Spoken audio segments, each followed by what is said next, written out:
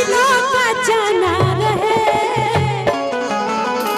अब साल जी के कुली बहनिया साल जी के कुली बहनिया कुली के कुली रंगदार रहे साल जी के कुली बहनिया कुली के कुली रंगदार रहे साल जी के कुली लोहारी के तीन पता लोहारी के तीन पता तीनों का जाना रहे तीनों का जाना रहे राज जी के कुली बहनिया भाई बलिया वाला के कुली बहनिया कुली के कुली छिना रहे कुली बहनिया कुली के कुली रंगदार रहे बलिया वाला के कुली बहनिया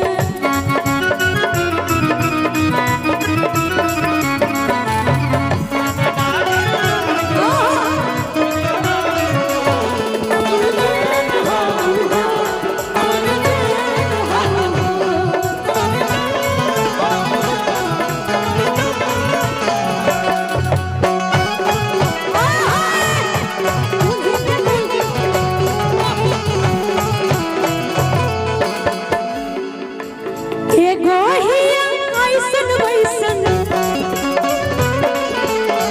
एगो हिया ऐसन वैसन एगो हिया खिलाड़ा एगो हिया खिलाड़ा है जब यहाँ के कह दीनी कि बलिया वाला लोग हमार जीजा बा तो हमार तो पूरा हक बनल ना का जी बोली जाना बोलो जगह सोनी जी हक तो बनते बच्चे खरबूजा पे छुरी मारी छुरी पे खरबूजा मारी मजा तो बस बोलिए वाला के मिले वाला बा बनो गोलू जी बोलिए मैंने अब हम मिलाओ तड़ ना चाहे तड़ के कुछ कही अच्छा है जितना कैमरा वाला लोग बा आप लोग के बस कैमरे में लौकता रउआ लोग नहीं खींच लौको अच्छा तनी दोनों हाथ हिला के तनी बता देना कि पानी जाई दोनों हाथ आप सब जितना लोग बा सबसे निवेदन बा यही तरह जीजा बनम जाए कहतन कि बलिया के सब लोग जीजा बोलिए के लोग हाथ हिलावेला गमछा हिलावेला देखिए गमछा लेके आइल बनी जाए अच्छा तनी ऐसा बात तनी खोल के हिला दे हम देखल चाहते हैं गमछा जो बांधले बानी देखी जा ओढ़नी ना हिलाई जा गमछा हिला दे गमछा खोल के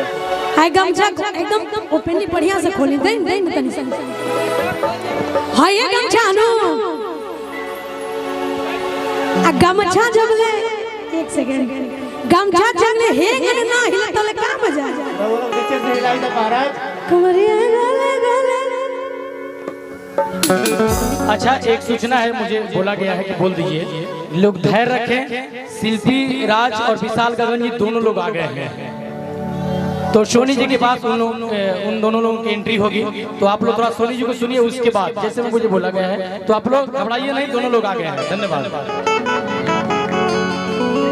ताई कहे के बा यहाँ के कहलिए कि बलिया जिला के मैं लोग हमार जीजा बा कहे के बा कि एगो हिया ऐसन वैसन एगो हिया खिलाड़ है आजा एगो हिया खिलाड़ है आ छोटकी हिया छल छबी छोटकी हिया छल छबी भाग के तैयार छोटकी हिया छल छबी भाग के तैयार छोटकी हिया छल छबी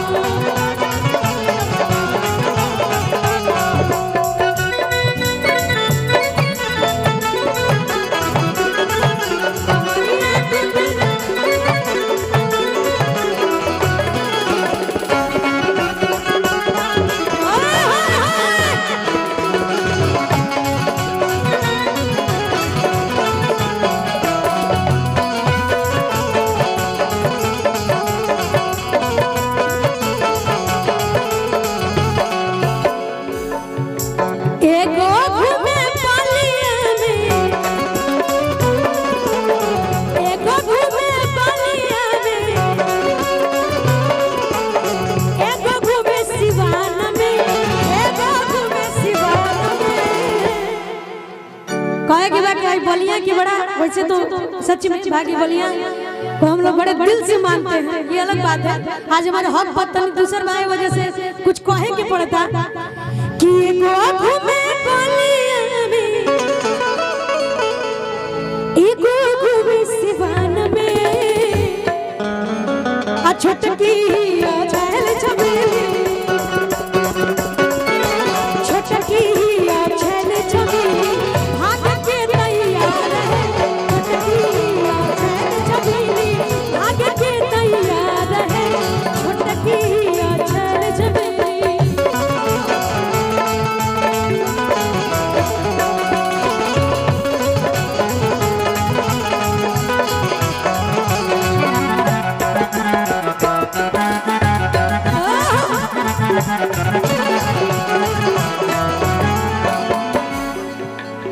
और कहे के